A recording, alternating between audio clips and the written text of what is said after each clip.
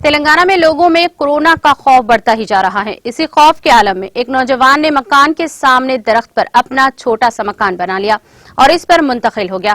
یہ واقعہ ریاست کے ضلع نلگنڈا میں پیش آیا۔ تفصیلات کے مطابق ضلع کے اڈاواری دیوارا پلی منڈل کے کوتا نندی گونڈا دیہات میں کورونا کے معاملات میں روز بروز اضافہ ہوتا ہی جا رہا ہے۔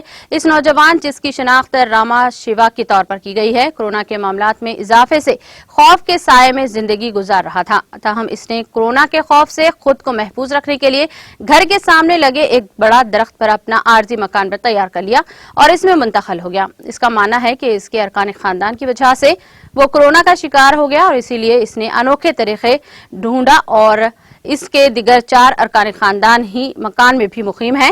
تاہم وہ اکیلا اس نئے اور انوکھے درخت کے چھوٹے سے عارضی مکان میں منتقل ہو گیا۔ گزشتہ 9 دنوں سے وہ اپنے مکان میں ہی ہے۔